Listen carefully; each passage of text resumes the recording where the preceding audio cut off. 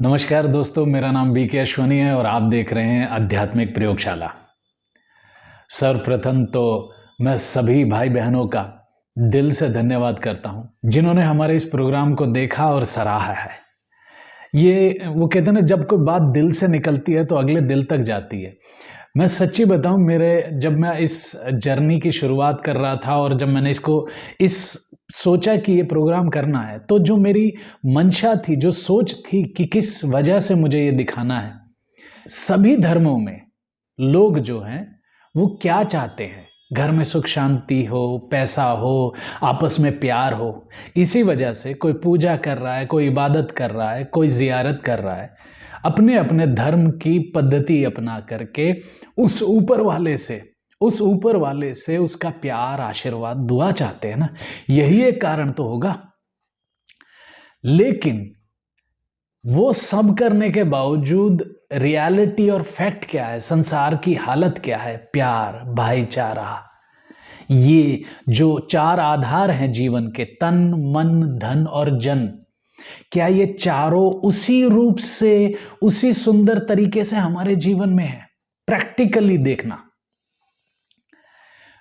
अब अगर मैं इसको आध्यात्मिक पॉइंट ऑफ व्यू से लेता हूं और धर्म के पॉइंट ऑफ व्यू से लेता हूं, उन चीजों को समझ करके कैसे हम आगे बढ़ेंगे, इसके लिए मैं यहां आपसे एक बात और जोड़ना चाहता हूं। जिन भाई बहनों को ये प्रोग्राम अच्छा लग रहा है, मैं उनसे चाहूंगा बातों को एक प्रोग्राम के साथ साथ जैसे एक लेसन के रूप में हम आगे बढ़ाएंगे, तो जिन्हें वो समझते हैं इसकी जरूरत है, उन तक ये प्रोग्राम आगे जरूर फॉरवर्ड करें। एक सिंपल टिप, जीवन में उसकी कृपा, उसका प्यार पाने के लिए सिर्फ और सिर्फ एक सिंपल बिहेवियर का चेंज हमको कहां से कहां पहुंचा देगा। और वो सिंपल टिप है कि आप जैसा चाहते हो कि दुनिया आपसे व्यवहार करे, मुझसे तमीज से बोले, मुझसे प्यार से बोले, अगर मुझसे कोई गलती भी हो जाती है तो उस गलती के लिए भी मुझे प्यार से समझाए कि हाँ भाई ये है। They should maintain a dignity while talking to me. जैसा आप चाहते हो कि आपके साथ व्यवहार हो, आप वैसा ही व्यवहार औरों के साथ करना शुरू कर दो। आपके जीवन में भाग्य, सौभाग्य उदय हो जाएगा, क्योंकि कर्म में आप सबके साथ बहुत उच्च व्यवहार में आ जाओगे। एक ये सिंपल सी बात है, लेकिन ये सिंपल होने के बावजूद आप देख लीजिए, ये कोई बहुत बड़ी बात नहीं है, सब लोग जानते ही हैं। ये करना, इसे प्रैक्टिकल लाइफ में इम्प्लीमेंट करना कितना सहज है, ये आप सब लोग अपने अनुभव के अनुसार जानते ही होंगे यार। बहुत से लोगों में धर्मों के प्रति एक उदासीनता आ गई, अपना अपना धर्म छोड़ करके नास्तिक, एथिस्ट बनने लग गए। ऊपर वाला एक हमसे प्यार करेगा अलग अलग सोच करके, क्योंकि मैं पर्टिकुलर कोई रिलीजन फॉलो कर रहा हूं, मैं किसी और पाथ पे चल रहा हूं, तो इस वजह से वो मुझसे ज्यादा प्यार करेगा। तो कर्म का सिद्धांत कहां रह गया? हिंदी में एक सत्य है, इंग्लिश में गॉड इज ट्रुथ, और अरबी में कहते हैं अल्लाह हक है। ये अरबिक वर्ड है, हकीकी से आया है, वो हक है। मुसलमान भाई कहते हैं रब्बुल आलमीन है, यानी सभी का एक रब है। तो कैसे वो कुछ के लिए प्यारा हो सकता है और कुछ से नफरत करेगा? भाई ये बात तर्क के सिद्धांत पर समझने के लिए जब लोगों को समझ में नहीं आती, तो फिर वो क्या करते हैं कि भाई हमारी समझ में नहीं आती, हम इस मार्ग को ही छोड़ देते हैं। इस पूरे प्रोग्राम का एक लक्ष्य है, और वो लक्ष्य है क्या? कि सभी धर्मों की किताबों में जो एक जैसा है, एक जैसा क्या है? जैसे हिंदू धर्म के पुराणों में कहानी आती है मत्स्य अवतार की।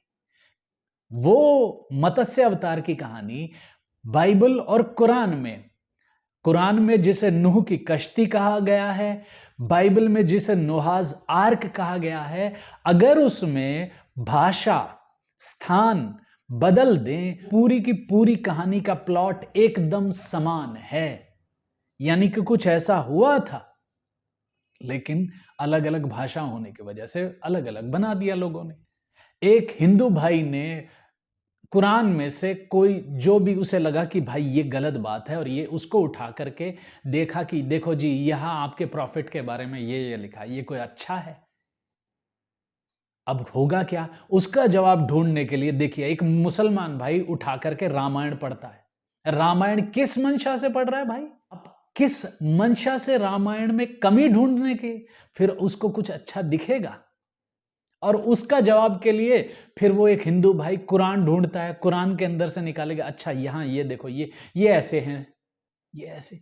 एक दूसरे के धर्म ग्रंथों में जो अच्छाई लिखी हुई है वो नहीं, उसके अंदर क्या गलत बातें हैं ये ढूंढ के निकाली जा रही हैं। क्या समाज में प्यार, भाईचारा, संसार में शांति बन सकती है? आपकी इंटेंशन ही है कि दूसरे की कमी क्या है। लेकिन मेरी इस बात पे जरा ध्यान देना, अगर जो ह्यूमन साइकोलॉजी भी समझते हैं वो भाई बहन भी मेरी इस बात पे, मैं कमेंट में भी चाहूंगा मैं क्या बोल रहा हूं, क्या उस बात से आप इत्तफाक रखते हो? गुणों और अवगुण, अच्छाई और बुराई, ये एक परिवार के तरह हैं और देसी भाषा में कहूं तो एक कुणबे की तरह हैं। एक गुण ले आओ, ये कुणबा इकट्ठा कर लेगा और गुणों को भी आपके जीवन में लेके आएगा। अवगुण लेकर आओ, ये अवगुण और जीवन में लेके आएगा। हम ये बताने के लिए कि दूसरे गलत हैं, अपने जीवन में क्या क्या गलत लेकर आ रहे हैं इस बात पर ध्यान नहीं। लेकिन हां, यहां अध्यात्म यही कहता है कि उस बात को बता दो, लेकिन फिर भी अपने जीवन में ना लाओ तो ध्यान रहे वो आत्मा है, अपना काम कर रही हैं। अब आपको इस बात से चुनना है कि मुझे अपने जीवन में क्या लाना है, दूसरे की कमी कमजोरी लानी है या दूसरे के जीवन में कोई अच्छाई है, कोई सद्गुण है, उसे लाना है। इसी के लिए इस प्रोग्राम की शुरुआत हुई है, ये समझाने के लिए कि ये समझ आए, किसी कथा कहानी के रूप में नहीं, प्रैक्टिकल लेसन्स के रूप में। और साइंस इसमें हमारा, क्योंकि जो बातें अभी तो जो मैंने आपको बोली वो तर्क के आधार से हैं, उसको आप लॉजिकली उठा सकते हैं, लेकिन कई बार ऐसा होता है यार, आप कितना भी अच्छा तर्क दे लो लेकिन वो तर्क नहीं समझ में आता, उसको बूस्टअप करने के लिए कुछ साइंटिफिक फैक्ट भी मिल जाए तो बहुत अच्छे। ऊपर वाले की एक बार हम उसकी नजर से देखते हैं, वो नीचे देख रहा है। नीचे क्या देख रहा है कि उसको ये चाहिए कि जितने भी मेरे बच्चे आपस में हैं वो आपस में प्यार से रह रहे हैं, प्यार करते हैं एक दूसरे का, सहयोग करते हैं एक दूसरे का, और इसी पे मेरी दुआएं मिल रही हैं और आपस में भाइयों की भी दुआएं कमा रहे हैं। मैं बहुत श्रद्धा भाव से आपके घर आऊं, बहुत सारे गिफ्ट लाऊं, फ्रूट्स लाऊं, फूलों के हार लाऊं, दिल से आपको पसंद करूं और आपका बेटा मुझे जहां दिखे उसे लात मारूं, उससे नफरत करूं। आपका प्यार मुझे मिलेगा? मिलेगा आपका प्यार? ये बात क्यों समझ में नहीं आती कि अगर रचयिता से प्यार करोगे तो उसकी रचना से प्यार नहीं करना पड़ेगा, उसकी रचना से नफरत करोगे तो उसका प्यार मिल जाएगा। लेकिन यहां पर किताबों में लिखे हुए अलग अलग फैक्ट्स को ढूंढ ढूंढ कर सुनाया जाता है कि देखो इस धर्म में ये यूं कर रहे हैं, ये नफरत की बातें कर रहे हैं, लड़ाई झगड़े की बातें कर रहे हैं।